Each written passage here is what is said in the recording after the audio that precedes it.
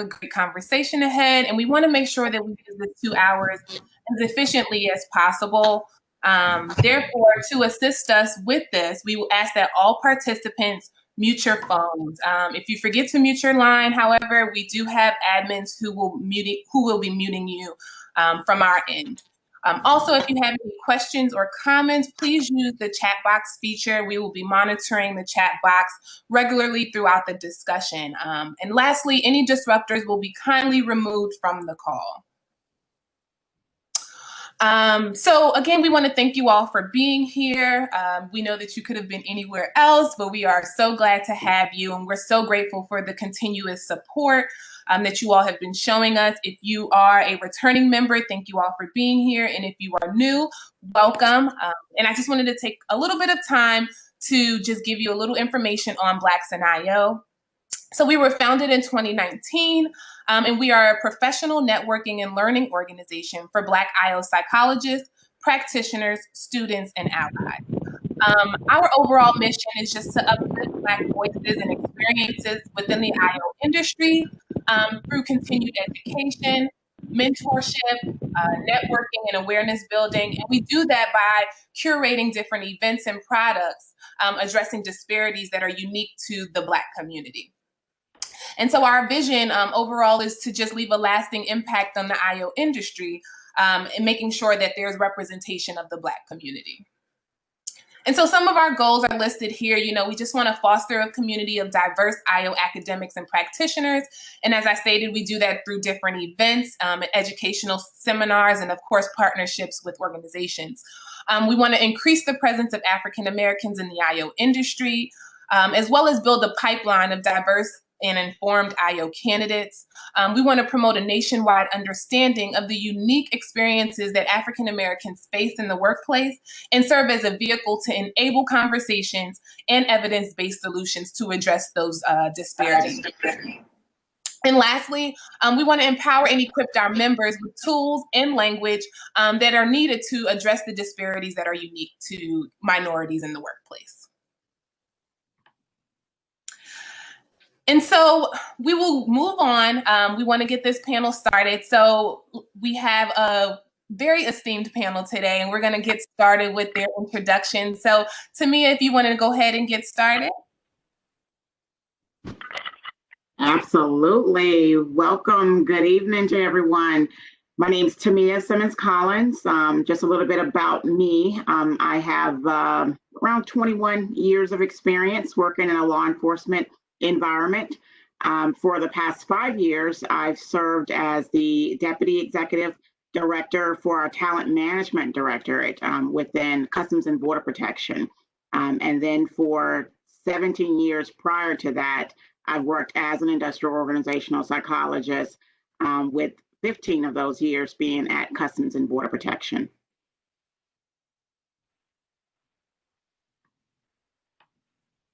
Perfect. Thank you, Tamia. And then can you just give us a little background on the purpose of this call and how it manifested before we get into the rest of the panel? Absolutely.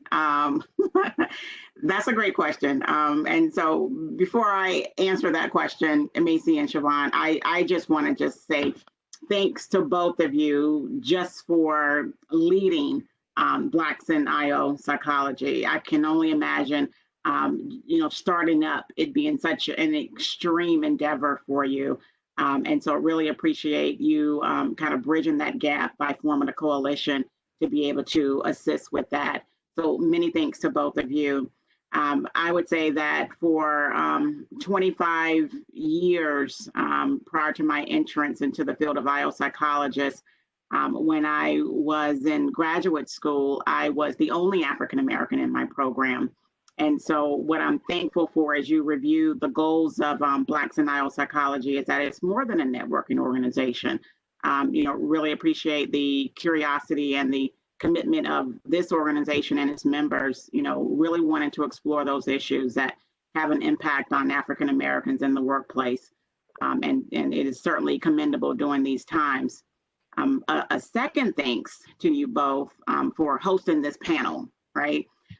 It is so important, and I think it's information that many of us wish that we had. during our beginning years in the field of IO psychology. And for those who are new, certainly you get a treat, because we're just giving you something to think about, as you are entering, your season in the field of IO psychology. But the impetus for this discussion, it stemmed from a conversation that Macy, Siobhan, and I had a few months ago. And we're talking about my experience in particular as an IO psychologist for those 17 years, and then most recently switching over into talent acquisition for the past 5 years. When I entered this bigger and broader in scope field of talent acquisition, my realization was I knew a lot, but boy, did I have a lot to learn in the field of human capital management. What I learned is that there are many things that IO psychologists and HR professionals have in common. We both focus on HR issues. We both want to have a positive impact on people's lives. And we both really want to do our best in acquiring the best talent, the most suitable talent for an organization. And then lastly, we all follow rules and procedures and how we get our work done. And so many of them are, I'm trying to connect to my AirPods. Of course, federally mandated, right? A lot of the rules and procedures that we follow are federally mandated in order for us to accomplish our work. But yet there are principles and there are foundations and there are these approaches and how we do our work that might be different. IO psychologists, we use research and principles of psychology to develop tools and assessments and programs to identify those who are most likely to succeed in those programs and, in the assessment arena. HR practitioners use various rules and regulations where you're sourcing, you are assessing, you're hiring, you're onboarding people to meet the human capital needs of an organization. And there are different strategies that our HR practitioners are using because the focus becomes not so specific, as the world of IO psychology, but it becomes very broad because you're looking at that entire life cycle of an applicant all the way through them becoming an employee with an organization to meet the goals, the hiring goals of an organization. So in this panel, what we're hoping is that we can use our experiences with COVID-19 as a case study that can help you understand how our IOs and how our HR practitioners worked effectively together, hip to hip, to become really a powerhouse in the world of human capital. And so we know that doing that, it really optimizes our human capital potential. And so that really is the whole gist of the takeaway from this panel and the whole impetus for this panel. So thanks for allowing me to kind of give a foundation for the reason why we're having this discussion today.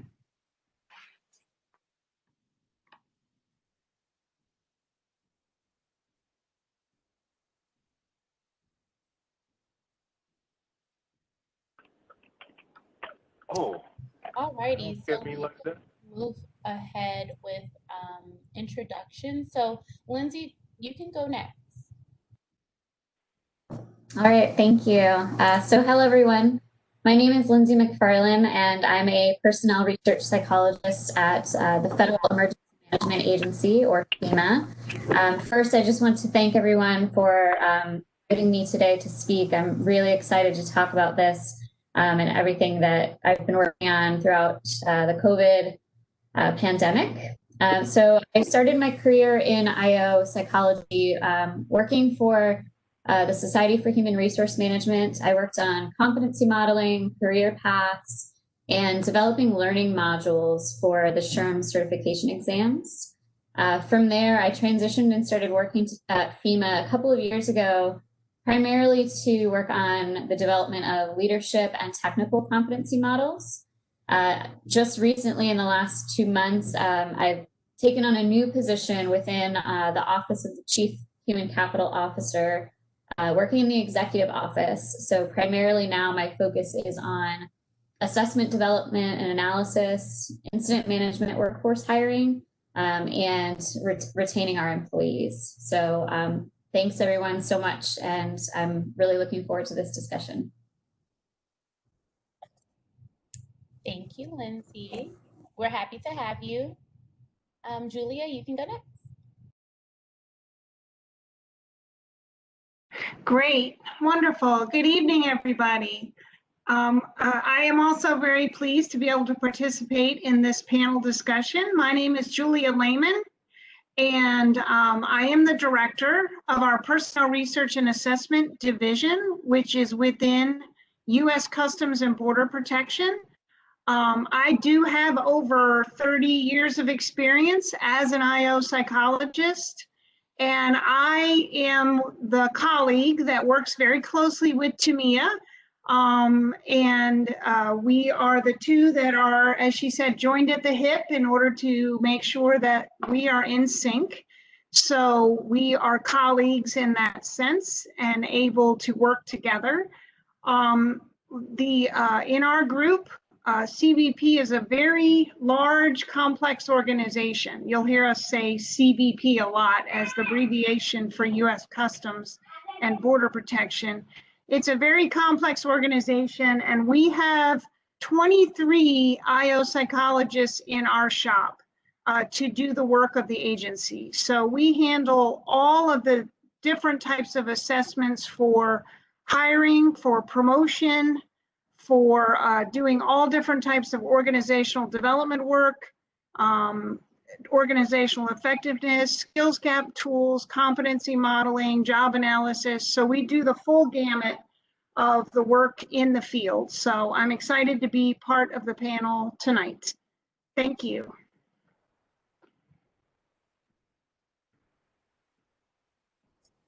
Thank you, Julia.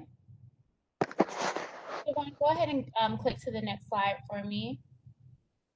And we will have Gary introduce himself. Go ahead, Gary. Good evening, everyone. Thank you for the opportunity to be here this evening. Very much looking forward to it.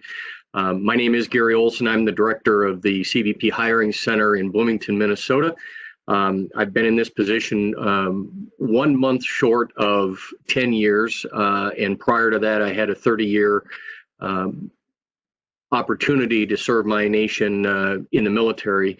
About a third of that, or about 10 years of that 30 years, was in HR. So when I started as the director, we had a very paper-based process to hire law enforcement officers and agents.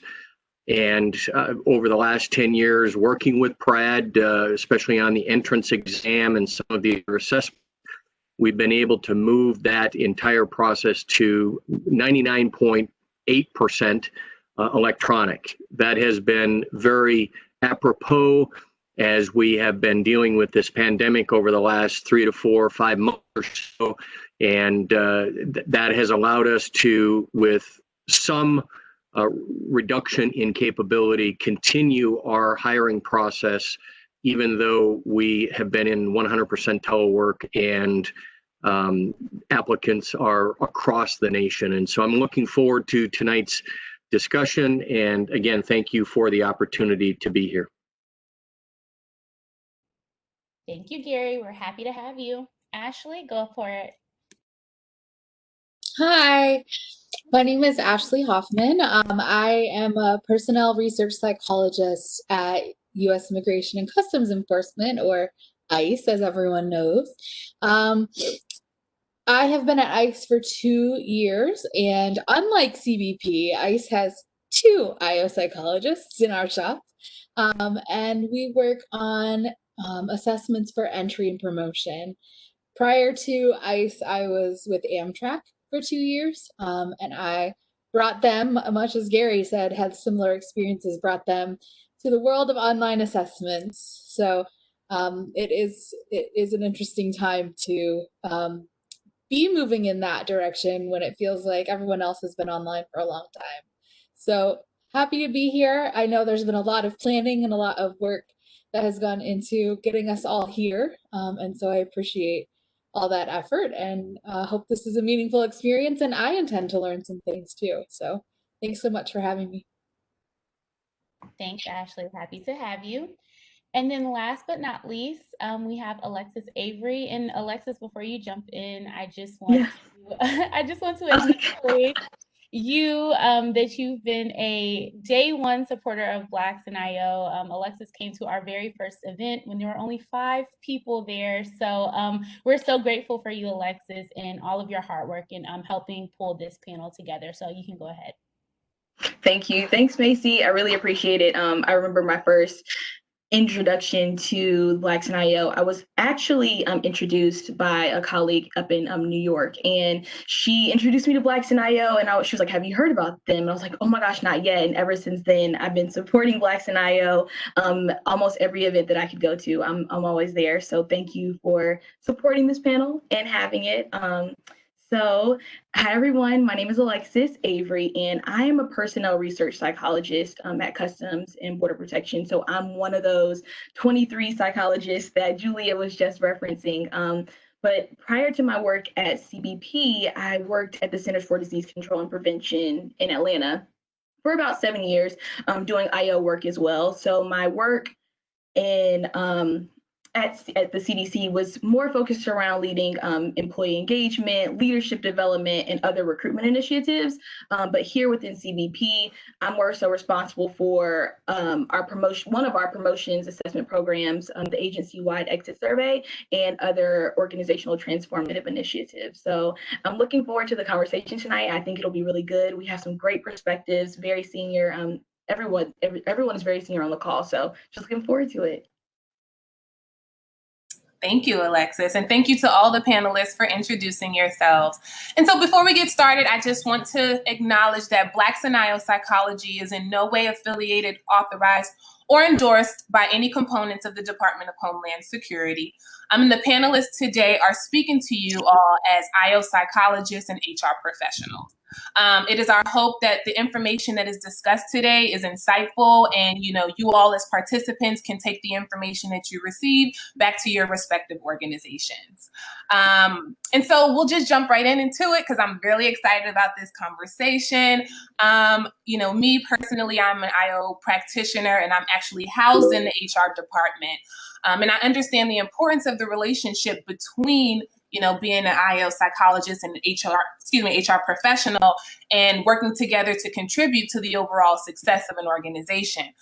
So the first question we have is, let me just navigate to that question. How are you as an IO psychologist and HR professional working together to assist your organization in addressing challenges that have emerged as a result of COVID-19? And Ashley, if we can hear from you first on that. Yeah, you bet.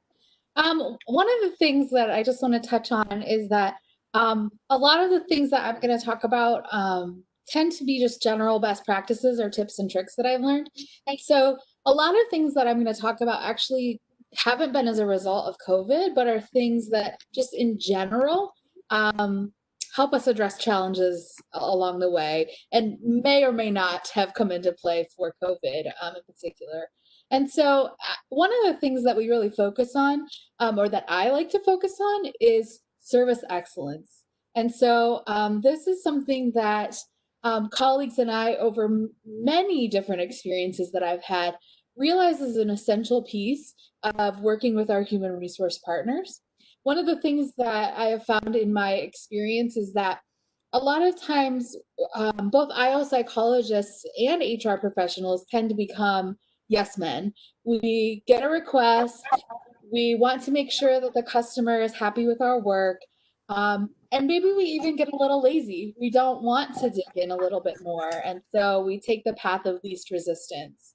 And so one of the things that we try to establish as IO psychologists is that we are an expert, and we are a person who can provide that expertise to our customers, internal or external, and they expect us to give them the best answer that we can. And sometimes that might mean no, or sometimes that might mean we need to take it a different approach. And so one of the things that we're learning and growing with, both in this pandemic and in general, is understanding when it's appropriate to say that the customer's not always right. and that we have to take a different approach. We have to really investigate a little bit more.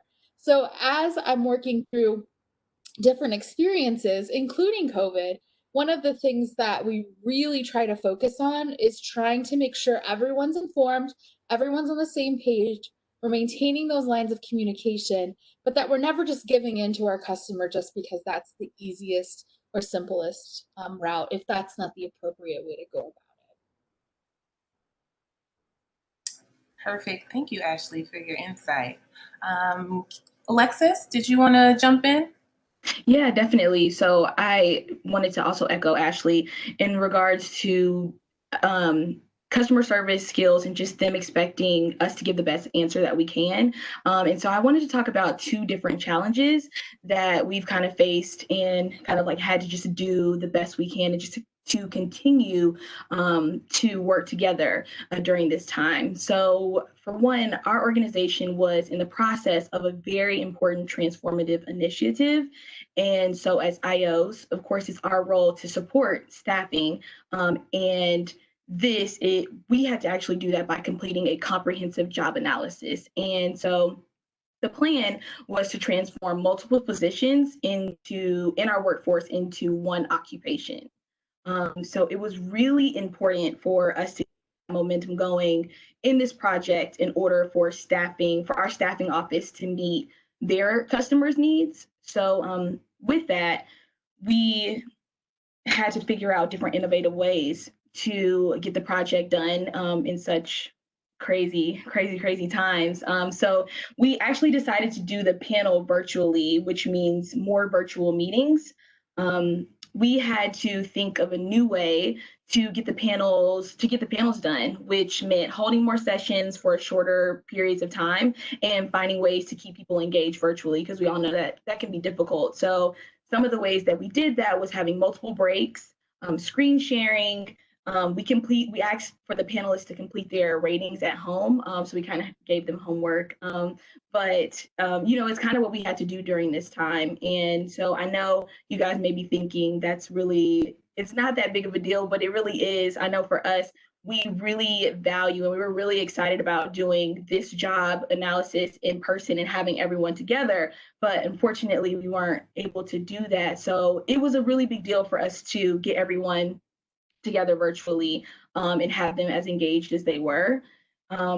And so another way that I wanted to briefly talk about that we work together is for our promotions testing program. So we partner with the hiring center and the communications office in a couple of different ways. So one thing to note is that we run a testing program for our law enforcement selection, and many of the testing centers, they shut down, but we had to keep things moving and react, with the cards that we were dealt. So one of the key things that we were able to do was develop good incident reporting and dashboard reporting tools to communicate to the status, to communicate the status of candidate testing rates to leadership for them to be able to digest daily.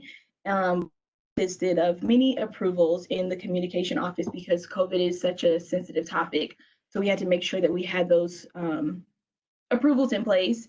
And so we had to do a lot of communication and just kind of like keeping everyone abreast and to let our candidates know that we care, like the safety is our number one priority. And then also just making sure that they know we're not trying to have any disadvantage to them at any point or what have you. So we really wanted to let them know what we were planning to do in the future, what was happening, and to just keep them abreast of everything that was going on.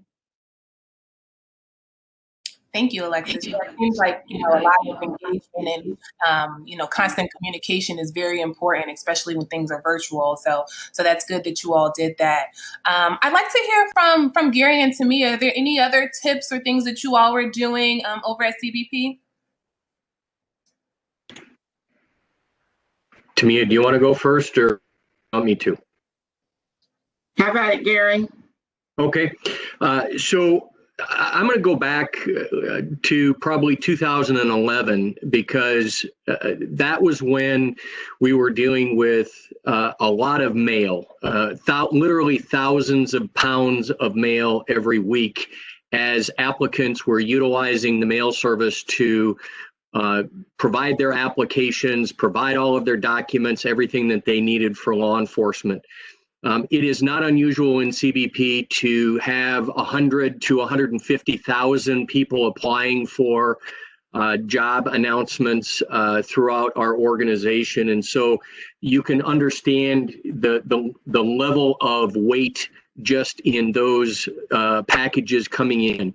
And so we took it upon ourselves at that time, because it was not a very sustainable process if we would have had what we call a continuity of operations incident, a tornado, a hurricane, bad weather, or, for example, now with COVID, the inability to actually go into the office. And so we started to work on processes that would allow us to continue to do our work, even if there was an emergency that prevented us from going into the office or prevented applicants from getting to certain elements of their pre-employment process. So we partnered with the IO psychologist to move this was back in 2014, to move our entrance exam for law enforcement candidates from a paper and pencil, show up at an auditorium, back in the day when you used to take your SAT, ACT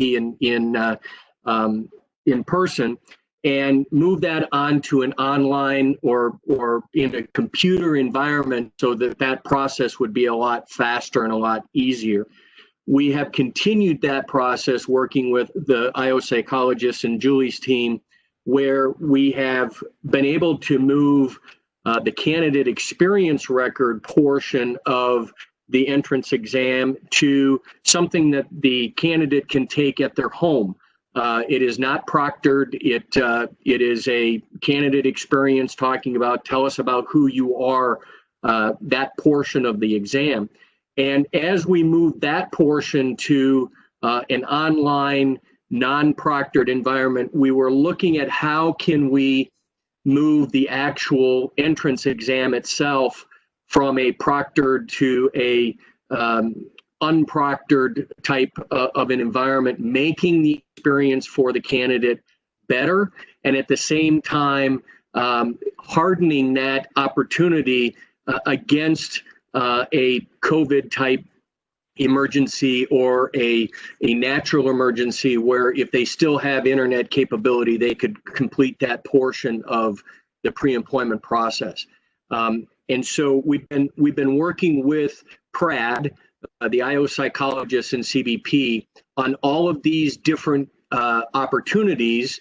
The most recent is the structured interview that law enforcement officers and agents, candidates take, to see how we can do that in a virtual environment, so that, again, we can continue to move these applicants through the very arduous pre-employment process that CBP has. Part of what we did at the hiring center to keep leadership involved and understanding what the impact actually was as it related to COVID was very, very shortly after we went to 100% telework, we developed a situation report that laid out very clearly every element of the pre-employment process, and then using a stoplight, red, yellow, green, we were able to, for Border Patrol agents, customs officers, and air and marine interdiction agents, we were able to give them very visual impact of what is happening within the pre-employment process. Whether it's green, everything's good, or there's a slight impact and what that impact is, or red, which meant that we're actually shut down in that. And so that has been very widely accepted as kind of a best practice on keeping the leadership involved. And the one thing I will also tell you is, back about 4 years ago, we made the conscious decision to move to laptops instead of having desktops and all of that. And that has been very critical for our staff to be able to stay at home, whether it's a COVID emergency, it's a natural disaster type thing, or even if you're familiar with Minnesota, you know that our weather in the wintertime isn't exactly hospitable. And so we can still maintain that productivity across those days, even though our office is not available for work. And so those are just a few examples where we partnered from the hiring center's perspective with the IO psychologist to make our processes more applicant-centric, more available, and more capable in these types of emergency type situations like COVID. Tamia? Thank you so much, Gary, and Alexis, both for sharing the experiences at CBP. I mean, I could not underscore more the importance of working together, right? Like, this is the entire purpose of this panel. No one in 1,000 years could have imagined COVID-19, as a pandemic hitting us the way that it hit us. And I think what Gary and Alexis was sharing is the importance of establishing those relationships early and doing a lot of prior planning early in your organization. I, as I mentioned earlier, had been in our talent management directorate, and that's the directorate that manages the recruitment and hiring and organization design and all of that. And me leading that organization for the past 5 years. And I talked about how my whole world just changed. Me being a leader in that organization, I understood the importance of those partnerships. I understood the importance of planning early. And I was able to communicate to our HR practitioners and even building that liaison bridge with the IO psychologist so that we can start early in planning. Gary talked about how we were able to get a lot of things accomplished 6 years ago. And so when COVID hit, for us, we still had the zig and zag. There were still a lot of shifting priorities that we had to deal with, but in many cases, we were semi-prepared for it. And for those things that we weren't prepared for, there were things that we had strategically planned to do, and all we had to do was reach on a chef and kind of dust off some of the previous discussions that we had and try to accelerate some of those ideas that we had partnered on and really strategized together with. So I can't underscore the importance of building those effective relationships between your IO group, or even if there's only one or two of you, but building that effective relationship early, working with the HR practitioners early, well before you need them. So thanks so much, Gary and Alexis. And also to you, Ashley. Perfect. Thank you for that insight. And so we'll move right along. I think that was great, just talking about the relationship between HR and IO and how it's important to pre-plan so that, if we ever were to have a disaster such as this pandemic, you're really prepared for those things. So great tips. Thank you. And so moving right along, Lindsay, I wanted to ask you, what has been your role as an IO psychologist at your organization as it pertains to COVID-19? Yeah, this is a wonderful question. So just a little bit of background briefly, since I forgot to mention it earlier. So we are also unlike CBP, where we do not have 23 different IO psychologists working at FEMA. There's about 4 of us in the Ochiko office, and we're scattered. So we have some people that are working in our chief learning officer office. I work in the executive office, and then we've got another individual who works in our systems and analytics, doing like the FEV survey. So just that little bit of background. And when I speak about the role of the IO psychologist at FEMA, I'm going to speak a little bit generally about some of my colleagues, and then speak to my specific experience. So the FEMA mission, helping people before, during, and after disasters. Oftentimes when we think about this, we might think of responding to hurricanes or responding to wildfires. So COVID-19 is something that FEMA responded to directly. I won't go deep into the reason behind it, but it was basically like the Stafford Act was enacted, which triggered FEMA to actually lead the response. So even though this was a medical related emergency, we still activated our FEMA response mechanisms. So I'll talk more about that in just a moment. I want to sort of back up and talk about some of the steady state work that was happening. We use that term for people who are not working directly on the response to the disaster. So in this case, COVID-19. Anyone not working directly on COVID-19 or on any other emergencies that are happening around the United States is considered to be doing steady state work. So this is more of like our typical traditional IO work. And some of us were having to work on shifting to virtual onboarding. We were still actively working on hiring.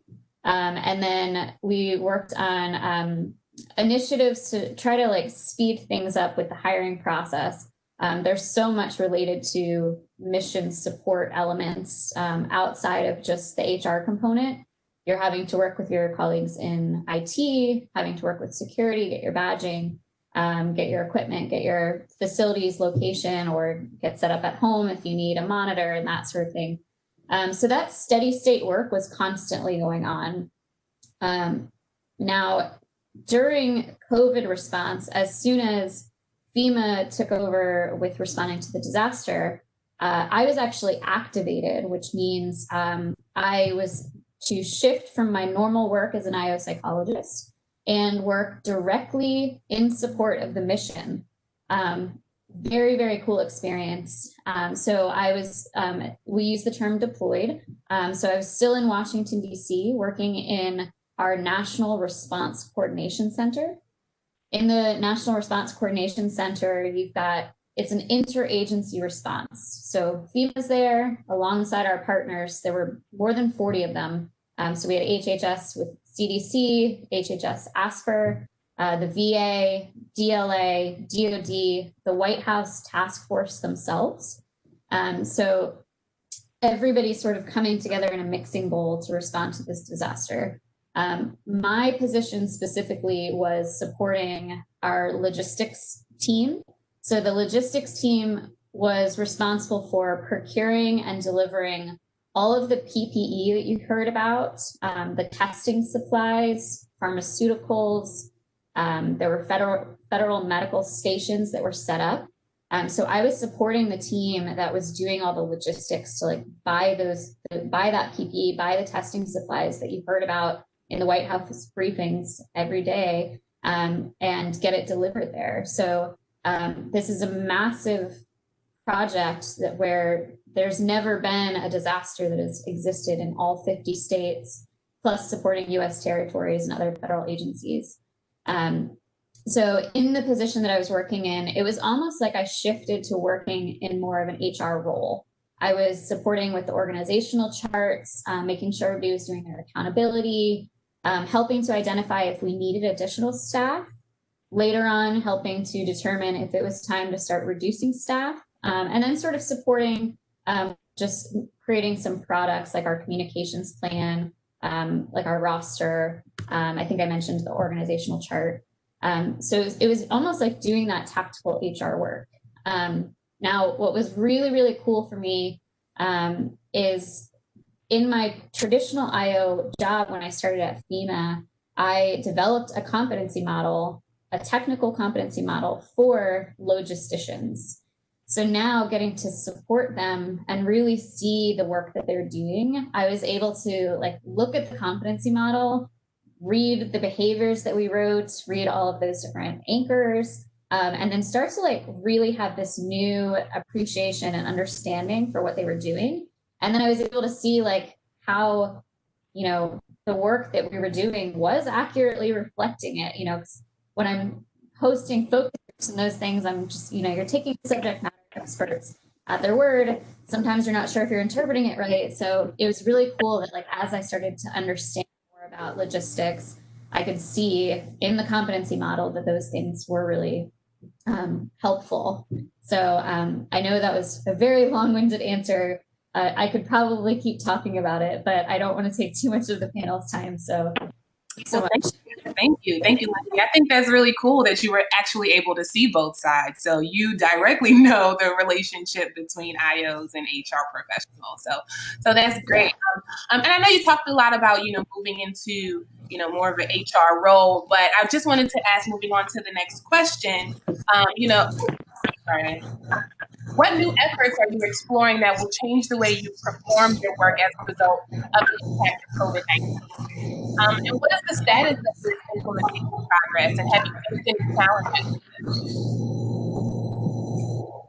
Yeah, so when I was talking about that steady state side of things, I did mention that virtual onboarding was something that we were exploring as an agency, and that was the team that I was normally on, that's what they were doing.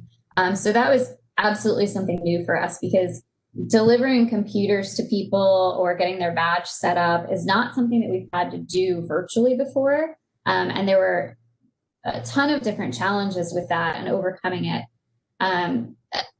Separately and more strategically, I think that whole experience allowed me to start to see how the value of HR and IOs can work together. And then also showing people the values of IOs, not necessarily just in terms of our technical proficiencies, but also in how the way that we think can, that more strategic thinking can help just like map directly into a lot of different positions. So, HR can sometimes be really heavy in tactics and very influenced by operations that are happening. So there can be sometimes challenges for IOs to get in there and say, hey, on a second, let's be more strategic about this. So something that I'm more exploring is how to break those barriers for IOs, especially in areas where, like in my particular agency, there's not a ton of IOs. It's not a very well-known profession. People don't totally see the value in it or understand the vastness that IO really can help with in the agency. So I'm personally starting to try to learn how to break down those barriers. And some of it, I think, is working a lot on your interpersonal skills and sometimes cutting back on the use of being really technical and just trying to speak to someone more in a conversational way. Yeah. That's great. Thank you for that. Gary, I'd like to hear from you over at CBP. Are you all exploring any new efforts? Thank you. Yeah, actually, one of the things that we are, and I talked a little bit about it in the first question, the structured interview, which is a 3-person panel where the applicant is given scenario-based situations and then asked to explain how they would deal with that. Very critical in understanding the demeanor and the decision-making process, as well as probably the maturity of the applicant for a law enforcement position. And so one of the things that we are working on, because of that face-to-face interaction, where obviously having 4 people in a room, a little difficult to social distance, not probably the best place for a mask based on the fact that you don't get all of the nonverbals that you would be looking for. Partnering with the program office, the Border Patrol or the Office of Field Operations, as well as the IO psychologist, to see how we can potentially take that structured interview to an online situation where the panel would be using, for example, a WebEx or Zoom or Microsoft Teams platform or another type platform that provides the rigor that is necessary for maintaining security of the conversation, et cetera, and moving into an online platform that allows us then to continue that pre-employment element of the process obviously protect both the applicant and the officers and agents from any potential impact of COVID.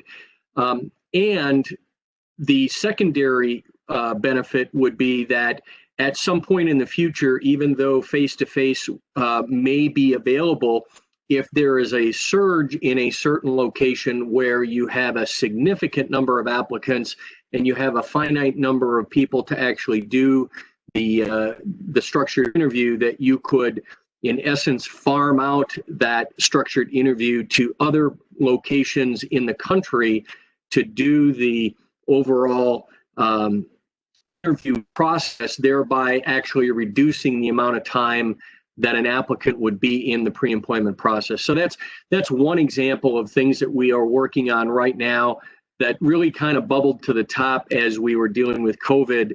And obviously, depending on how quickly we can get all of this, the security elements and everything together, will determine whether we can use it in this particular situation. But certainly for the next situation, or for those instances where the demand requires it, we would be available to have that opportunity to use that technology. Thank you. Thanks, Gary. I just wanted to ask, with that new effort, are there any challenges that you're facing? I know you said security, but are there any other challenges that you're facing? And I'll certainly ask Julia to chime in. She's been a partner with us on that situation. I know being able, because of the amount of effort, energy, time, and work that goes into developing those structured interview scenarios, the security of that scenario-based process is utmost. So we have to ensure that that doesn't get leaked out and obviously then invalidate the structured interview that then requires us to go back to square one and restart that entire process. Overcoming a little bit, I think, of well, this is the way we've always done it, and from an operator perspective, they kind of want to be able to look the individual in the eye and ensure that they're getting all of the opportunity to evaluate the individual, not just a talking head from that perspective. So there's some nonverbal and opportunities to interact with the individual that may not be as opportune in a virtual reality as in a face-to-face reality. But Julia, do you have any comments? Yeah, thanks, Gary.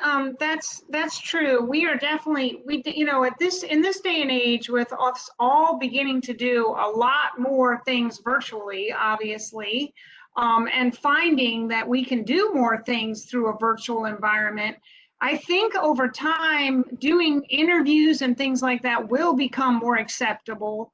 I do think that our customers, the operators, as Gary said, they like to be able to actually have that person, in front of them. So that is a challenge to overcome. And I do think there's a certain element in our process where we do want people who participate in our processes to get a realistic preview. Like, we want them to be able to meet the actual customers, we want them to be able to meet the officers and be in an interview situation.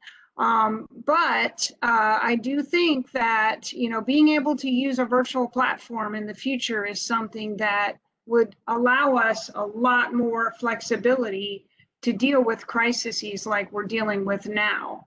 The things to overcome now are the things that we deal with these platforms, where we have to make sure that the platform works, that it is accessible to everybody.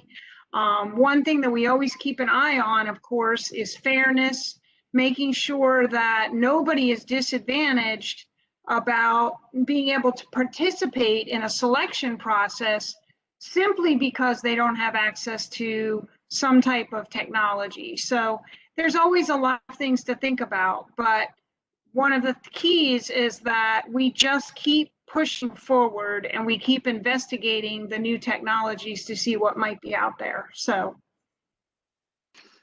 And if I can just add one point to Julia's comment about being able to be there so that they can actually get an understanding of what the job is, that structured interview is the only opportunity besides the polygraph where the applicant actually is seen by members of CBP. And so from that perspective, that's a very critical element to Julia's point about having the applicant get a understanding, or at least a look at what the job would portend based on actually having to go to a port of operations or a border patrol station, et cetera. So that's one of the major challenges that we will have to overcome. Great, thank you, Gary.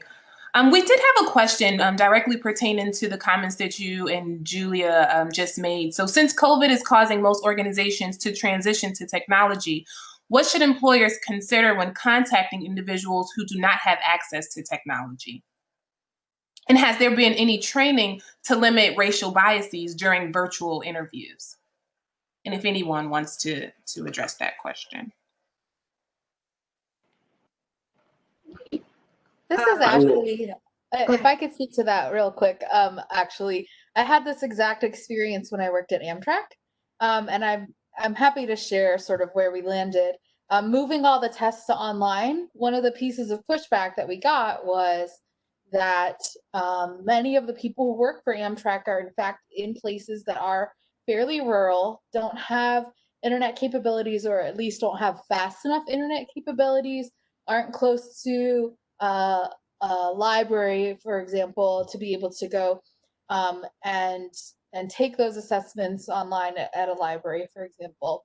One of the things that we worked hard on is making sure that our tests are mobile optimized, because there is some evidence to show that people tend to have smartphones. And so that seems to be, while not ideal, as there is also some data showing that people don't attend to assessments as seriously on their smartphones. If we need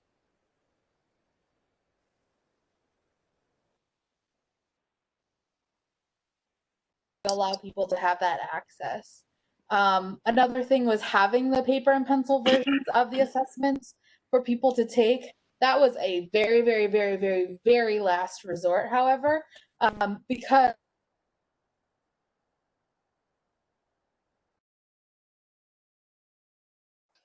adaptive. And so any computer adaptive assessments don't function in that paper and pencil environment. So it was a really big challenge for us when I worked at Amtrak. And as harsh as it may sound, one of the things that we determined was that unfortunately sometimes that meant people got left out of the hiring pool if we couldn't accommodate in any way having them take the assessments. Wow, that's unfortunate. But thank you, Ashley. Thank you for your comments. And I actually wanted to go back to the original question and call on Alexis if you had any additional information to add for CBP on what you all are doing, ways that you're exploring new efforts in response to COVID, and if you're facing any challenges with implementing these new efforts. Yeah, no, thanks, Siobhan. So I kind of wanted to talk about the disruption of testing, but still maintaining the integrity of tests. So earlier I was talking about the promotions program. And so we have multiple candidates scattered all over. And so even though it's promotions, we call them candidates. Even though it's internal, they're applicants, but we call them candidates. So they're scattered all over the country. And so we were really struggling at first with how to get them all tested, because we can't just switch to being unproctored testing. It's definitely like a full process.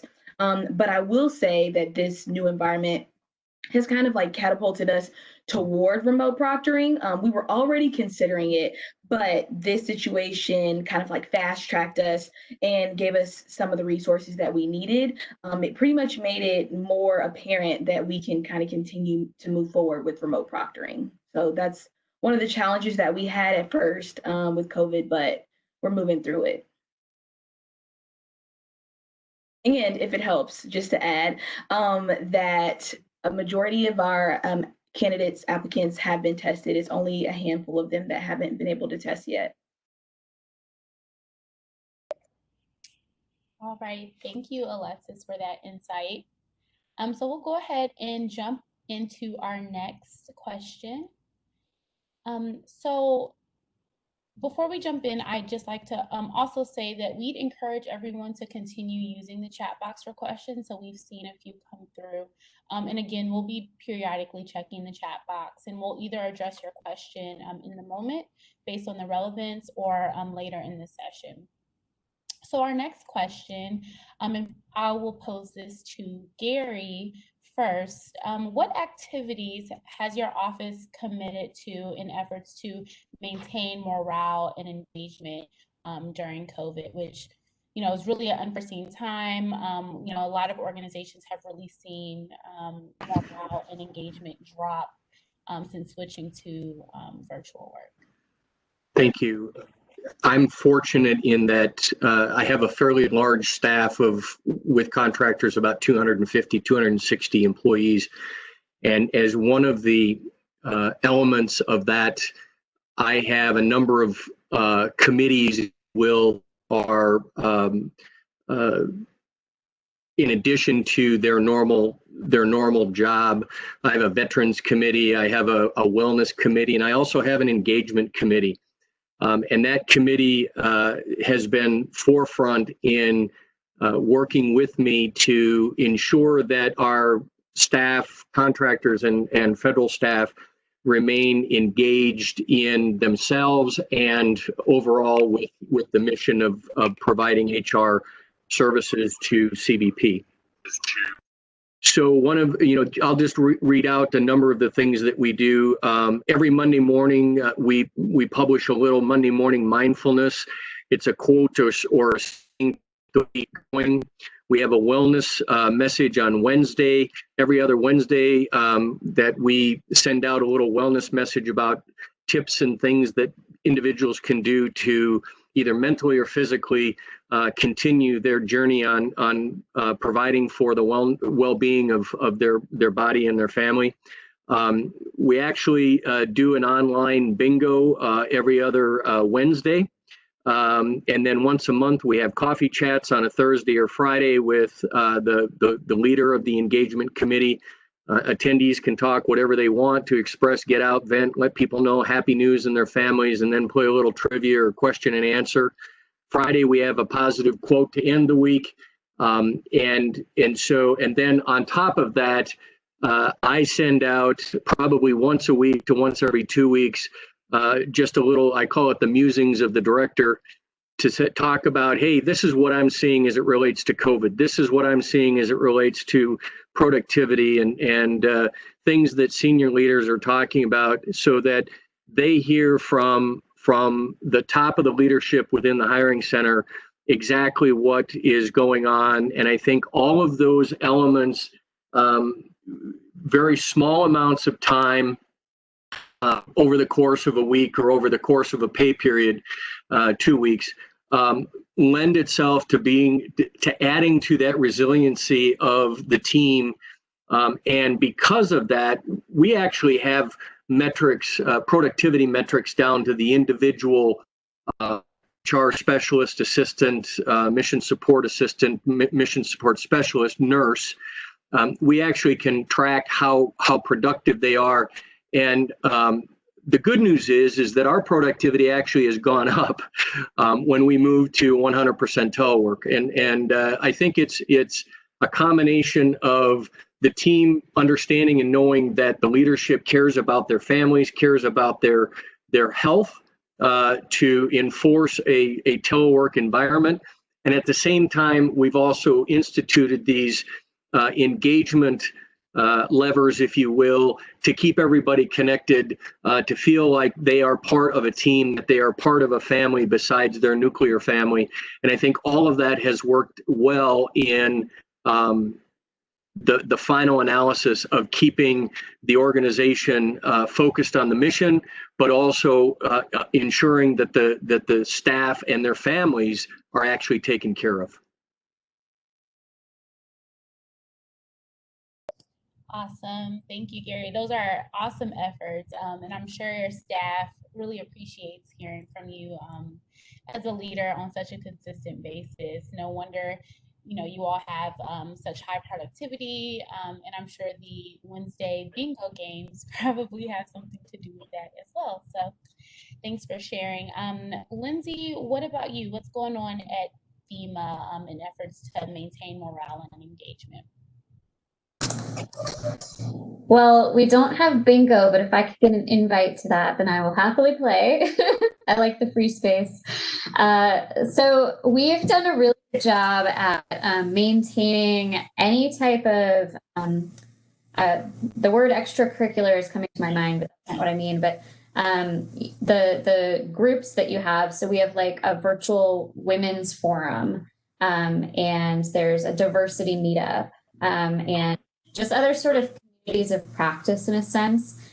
They have almost all shifted to having virtual platforms, and they continue to do some events that are after working hours, sort of like how this is, at least for me on the East Coast. It's sort of like makes it a bit more casual, allows people to still feel connected, do a virtual happy hour. Within my team, when we first started with COVID, we were doing 3 times a week, Monday, Wednesday, and Friday. We did a half happy hour. It wasn't a real, what you might think of happy hour when you're after work. It was usually at 2 o'clock in the afternoon, that time when you're starting to get tired, and people could either bring coffee or you could just come. And it was a time where it was 30 minutes dedicated to just talking about, like, how are you doing? What do you want to talk about that's not work related? Sort of like the water cooler talk sort of thing. And then a lot of the times we'd have those animals coming by. So you sort of get to, like, break barriers and get to know people on more of like a human level. I guess more formal practices that FEMA has been doing is we've continued to do lunch with leaders. So that's just shifted to a virtual platform where you're doing face-to-face and getting to share your lunch, share a meal with some of the leaders at FEMA. There's definitely been an increased verbal communication that happens, like telephone calls that I think was not happening as much. I don't have data to back that up, but I will say from my own personal experience, I'm talking on the phone a lot more. And then increased messaging via email from higher level leadership. So this is somewhat echoing what Gary was mentioning.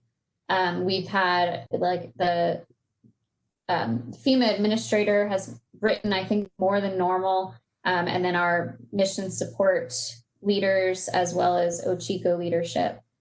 We've also done a couple of internal surveys, and that's so that leadership can check in with how we're doing. And leadership's been very good about letting us know what the results of those things are, letting know the actions that they're taking toward correcting some of those concerns that employee has, and just a way for employees to feel like their voice is heard. So that's been really wonderful for us. Thank you for sharing, Lindsay. I really think the Lunch with Leaders initiative is very cool, and that might be something I'll steal from you all and take back to my organization. Yeah, right. Do it. So, Alexis, what about you? What's happening over at CBP? Yeah, so I must say that I was actually really impressed by all of the virtual interactive activities that our team kind of came up with. I wasn't really sure how everything was going to go, but I've learned a lot about my coworkers, kind of piggybacking off of what Lindsay was saying. We played a couple of games.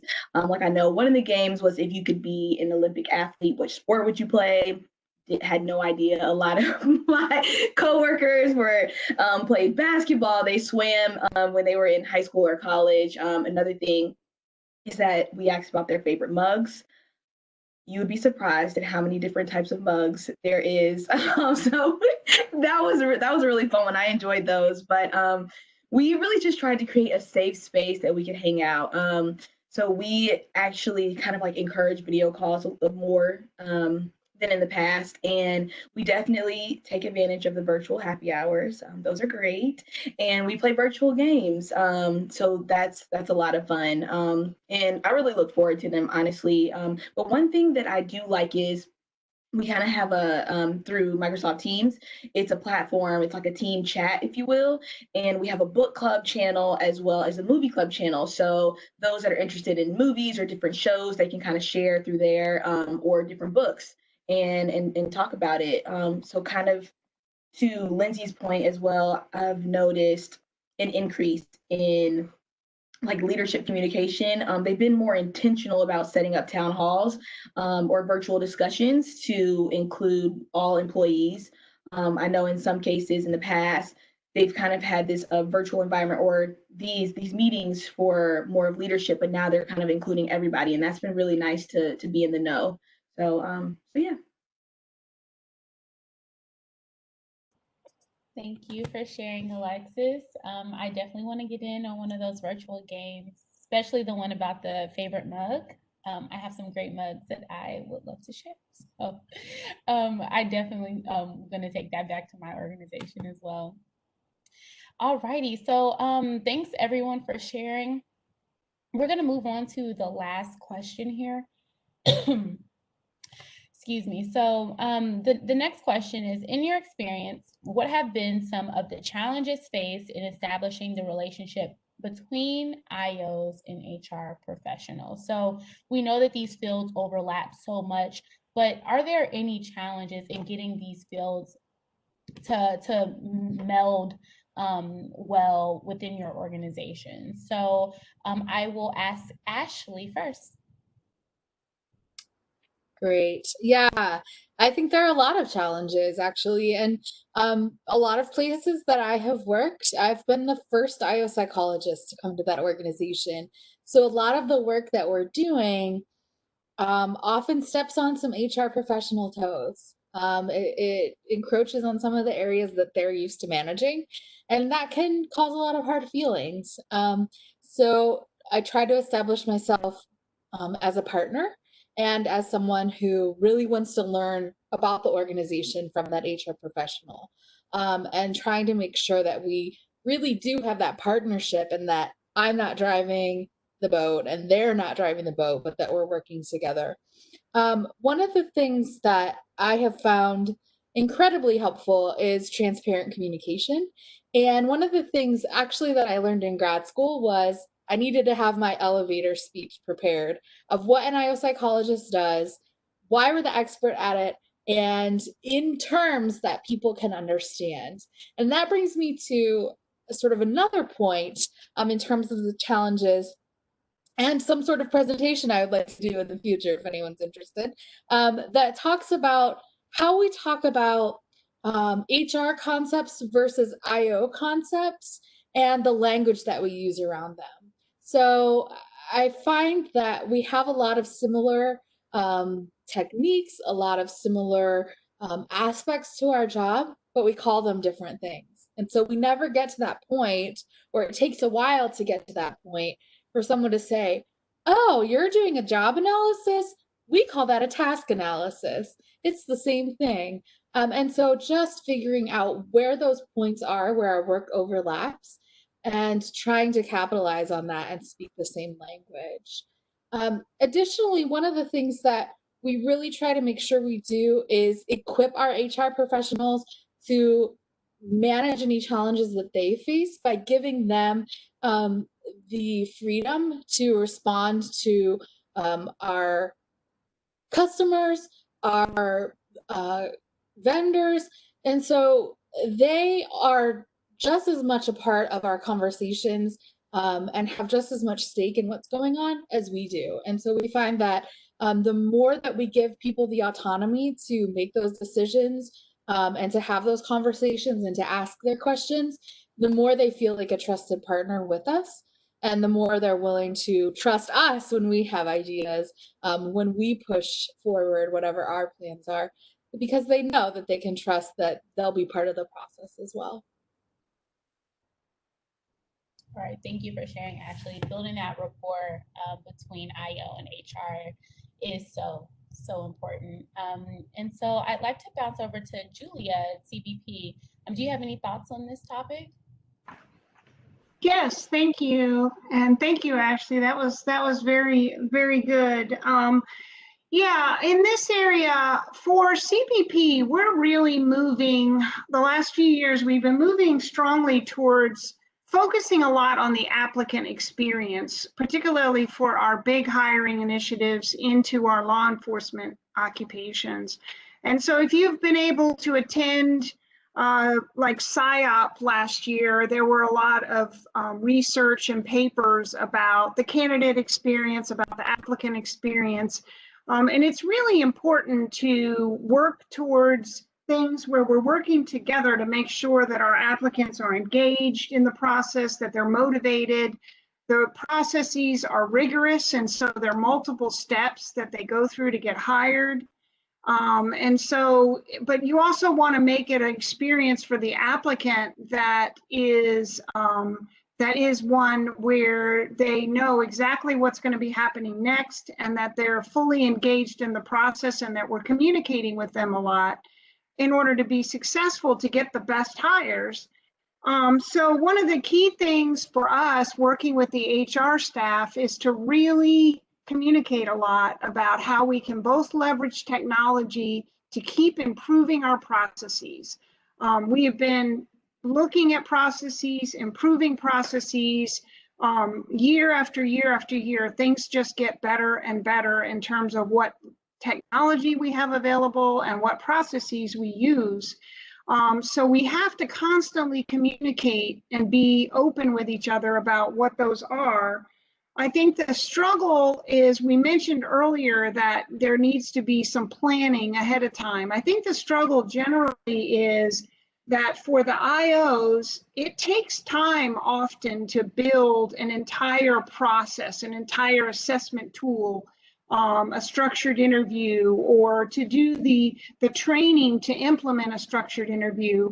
So it takes some time and it takes some planning. And I know for our HR folks that are doing, say, recruitment and staffing, they need to do things quickly. So there's often this tension between, wanting us to take the time to get something done and the need to do things quickly. So I think it's really important for IOs to realize that they need to educate about how long it takes to do certain things, but also that be sensitive to the fact that those HR professionals are the ones that are essentially on the front line. They're the ones working with the customer. They're the ones who get the calls every day from the customer, and they're back and forth with those customers trying to meet their needs. So, we want to make sure that we've helped equip them to be successful. So that's really important.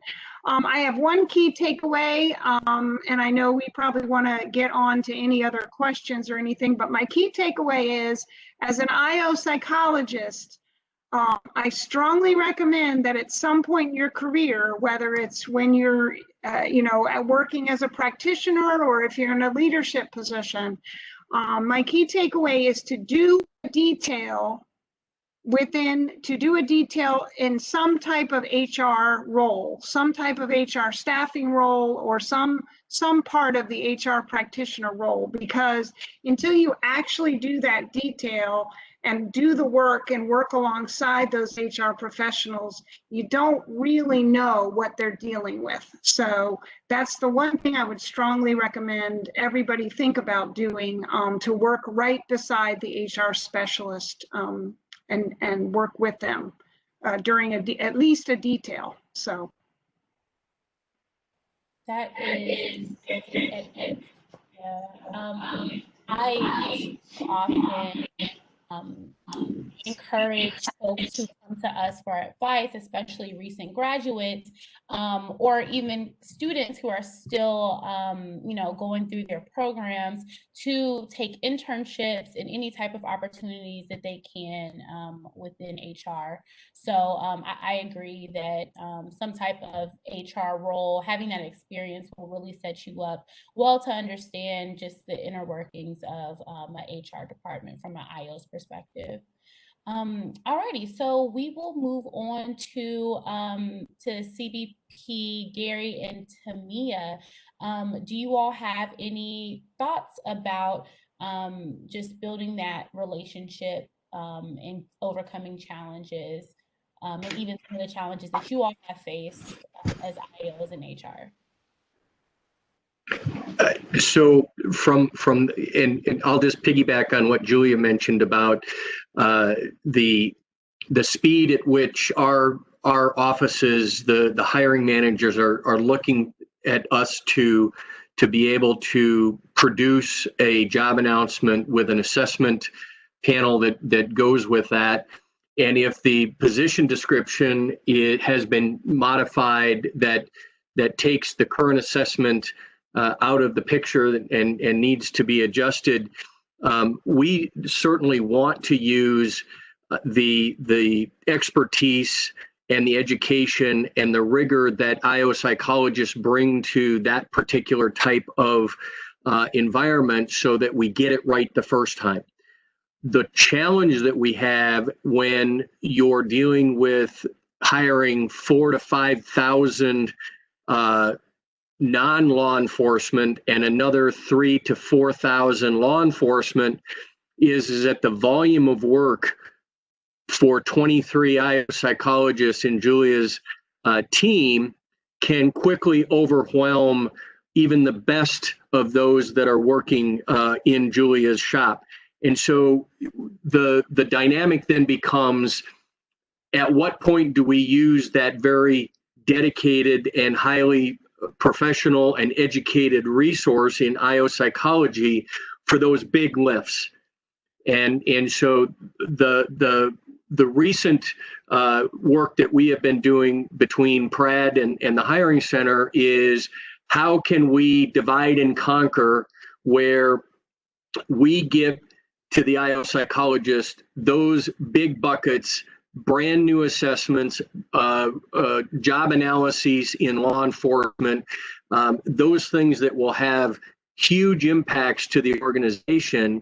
And then for our HR specialists with training, how can they modify assessments for job announcements using a library that can then structure that assessment to be very clear and direct to the job announcement they're doing, so that we meet both requirements. We get the speed for those job announcements that have minor adjustments and minor tweaks to assessment criteria, and we turn over to and we engage with the IO psychologists on those heavy lift, big ticket items, so that we can leverage their expertise and their professionalism in IO psychology to really give us a solid platform on which we can build all of the other elements, from a job analysis all the way to the assessments, structured interviews, entrance exams, medical standards, fitness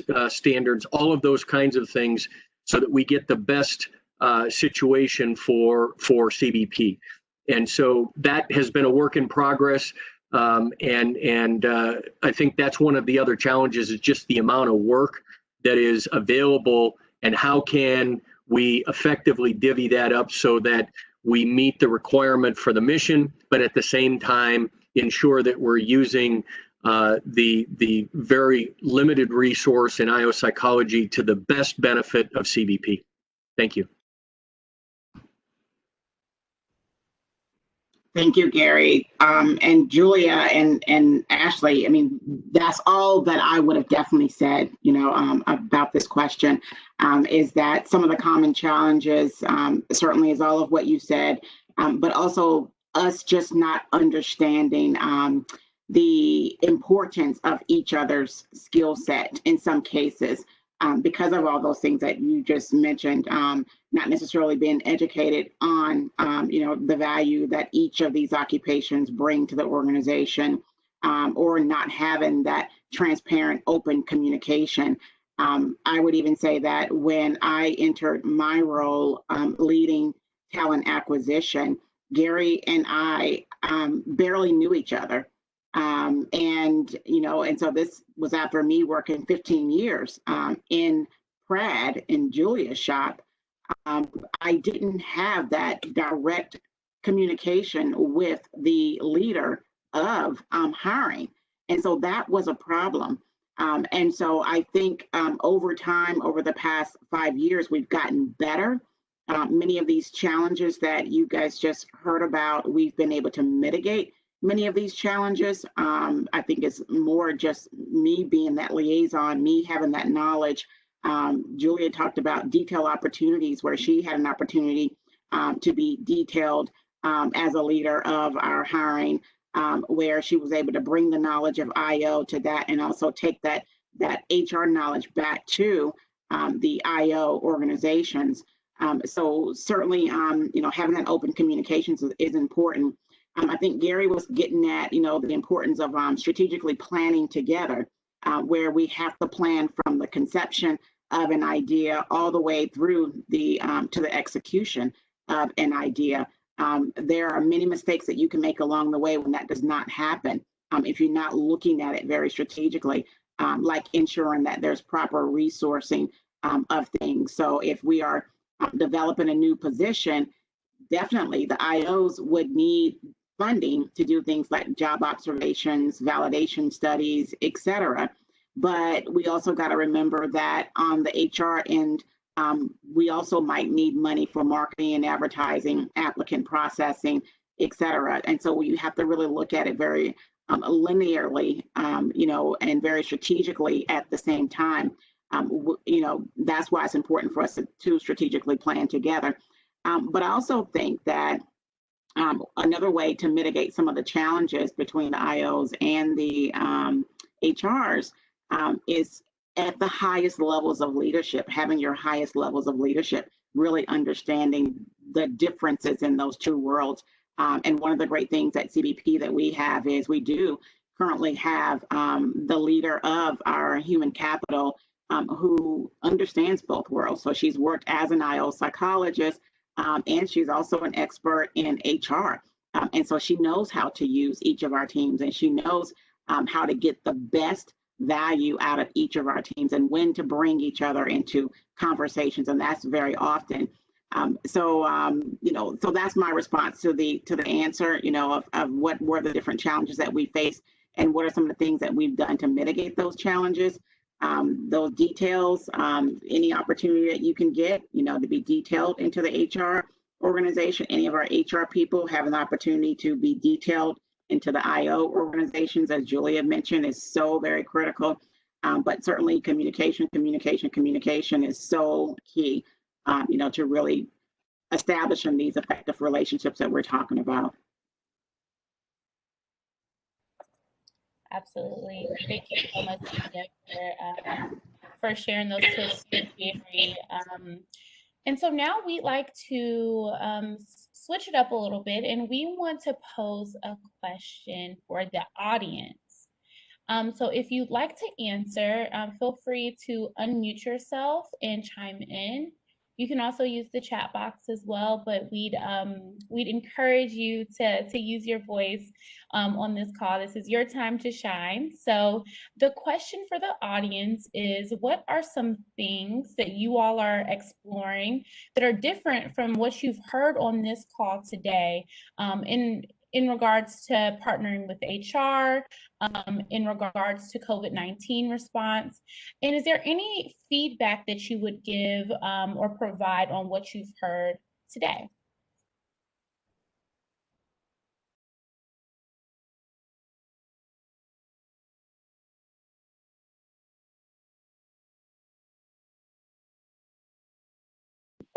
Hey, it's Dalen Allen.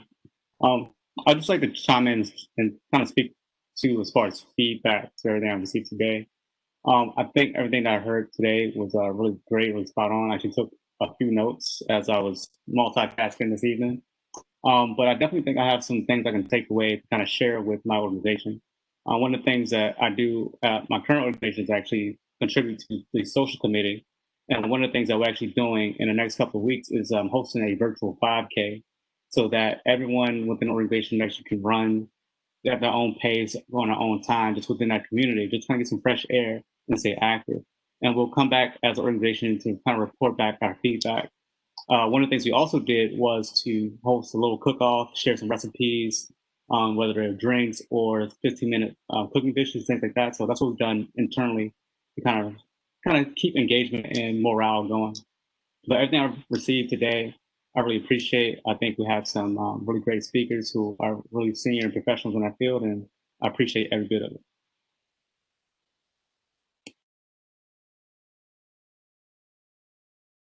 Thank you, Dalen, for your input. In the virtual 5K sounds like an awesome idea. I've never heard of that before. So I'd love to hear how that works out for your organization. Anyone else, feel free to jump in.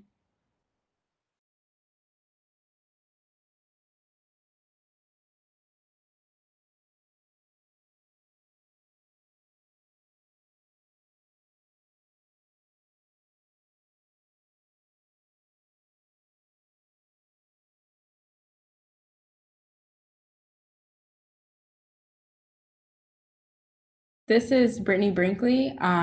Something that we've done, or I've organized at my company, is we hired a mindfulness meditation expert yesterday. And so she came and did a virtual meditation session for about 30 minutes with the team.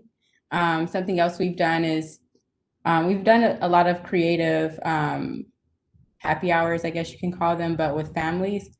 So we had a show and tell with a lot of the employees' kids. And then we also had a pet show and tell. So everyone bought their pets and kind of gave fun facts about their pets. So those were a couple really fun ones that everyone loved. Thank you so much for sharing, Brittany. The show and tell with the kids, that touched me. I think that's such a cute idea, especially since the kids are there when you're working virtually. You know, your kids are typically in the background, you know, asking questions. And I'm sure they're so curious and interested as to what their parents are doing, staring at a screen all day and talking to the screen all day. So it's a cool way to keep the family engaged. Anyone else like to share?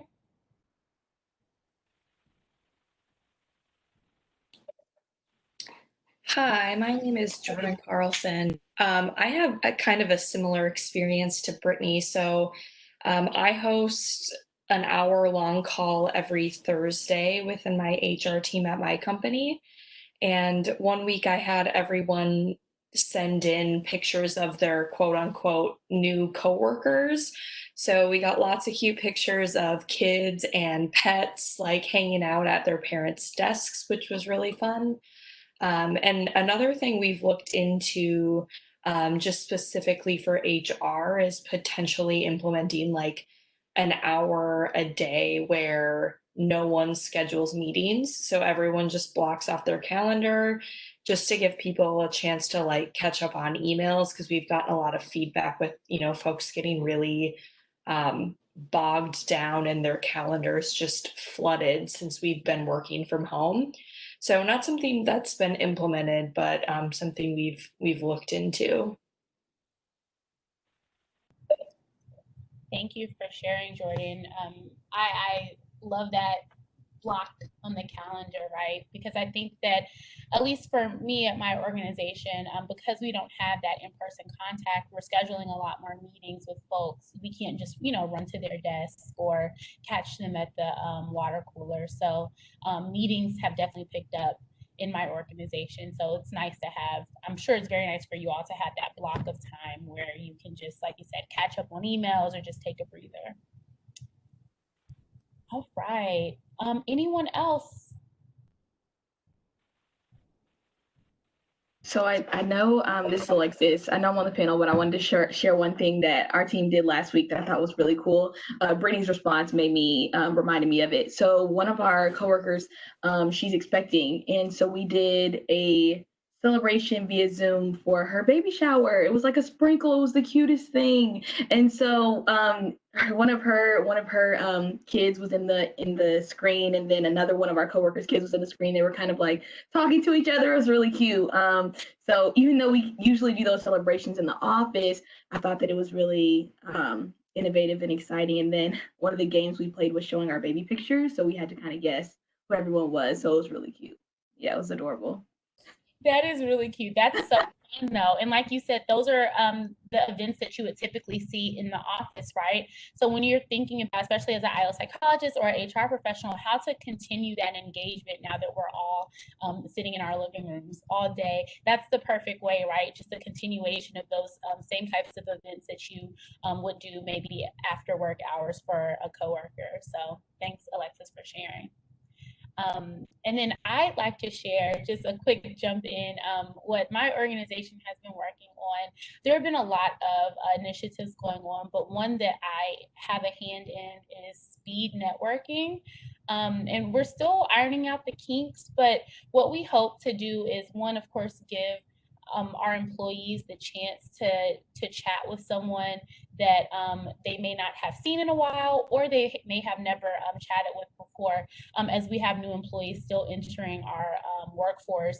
And so, doing a speed networking event either within our team or within our department, it allows us to just have those quick conversations. It could take 30 minutes to an hour, just have some quick conversations with new faces, and really relaxed conversation, just as a nice break in the day. So that is what we're doing over on my end. Does anyone else have anything to share?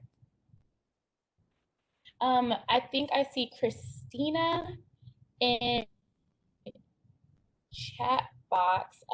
Christina, I don't want to put you on the spot. If you'd like to unmute yourself, please do and share. If not, you can send it to me and I will read it aloud for you.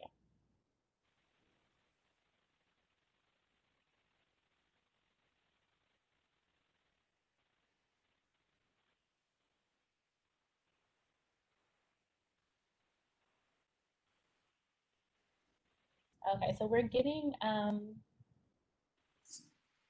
some good questions in the chat box. So Siobhan and I will monitor these if anyone else wants to chime in while we kind of see the questions.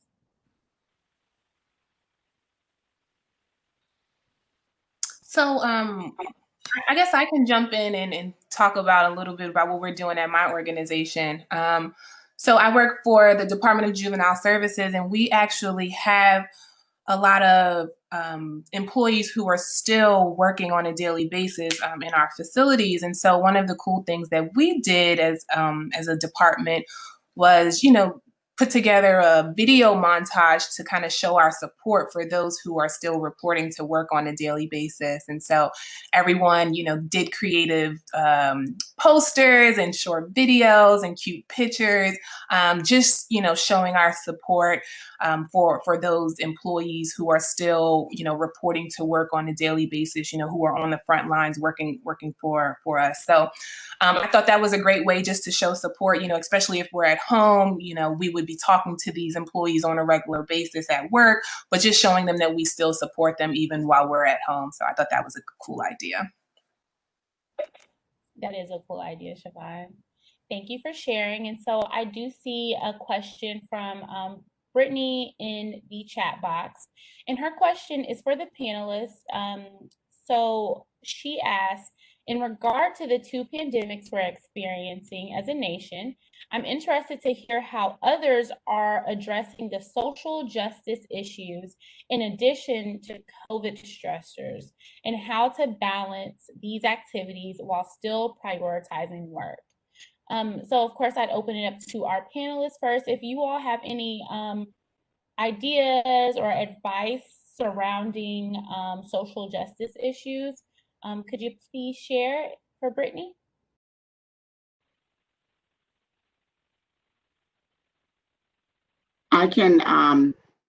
I can provide some feedback on some of the things that we're doing at CBP.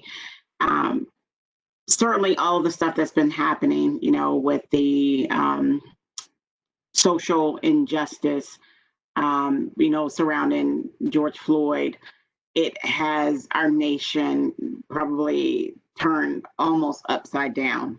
And it is creating a lot of challenges, where people are challenges, but also some realities, where people are getting more educated on what some of the issues are.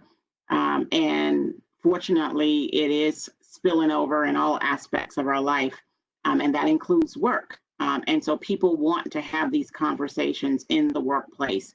And one of the great things about our organization is that our leadership has been open to these conversations in our workplace. And so what we have quite often at many different levels of leadership is what we are calling like listening tours, and so people just want to talk about what their experiences have been, and many of these experiences are, what they feel is racial inequities, not necessarily within CBP, but just in general, racial inequities in the world.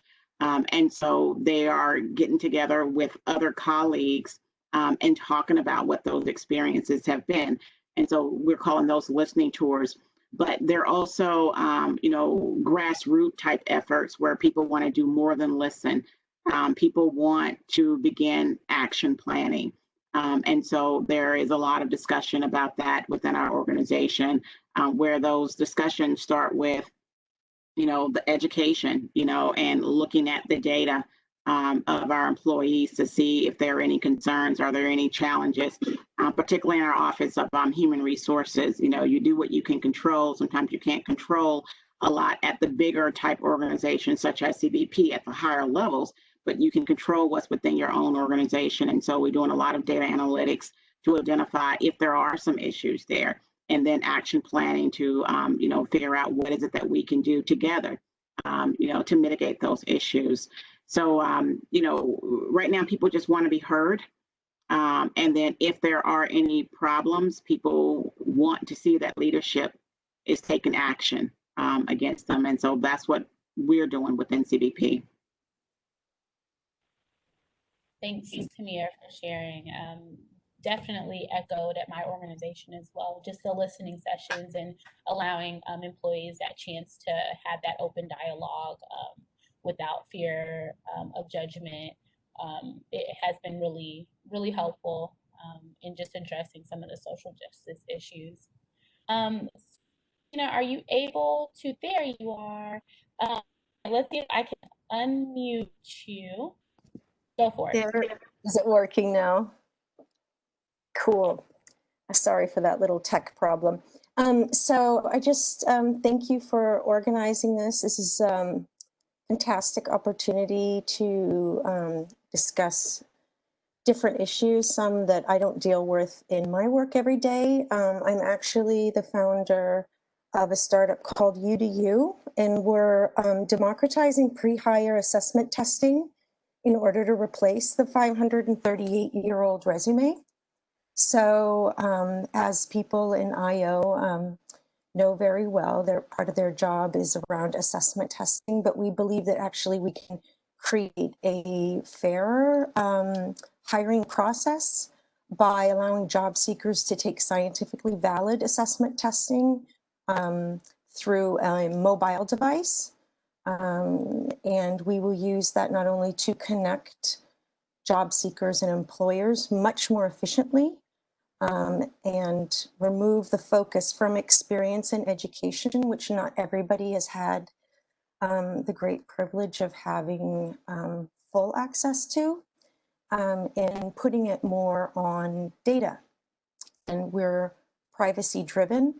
And yeah, basically we're working with a selection of IO experts that are well known in DC and in the federal. They work often with the federal government. And yeah, I think I just wanted to let you know that, and I'll put in the box my name if you're interested in hearing more.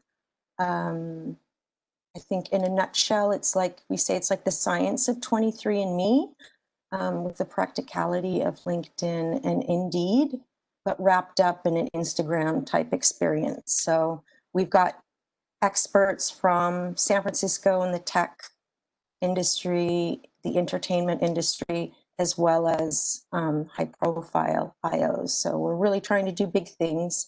If anyone's interested in hearing more, feel free to reach out.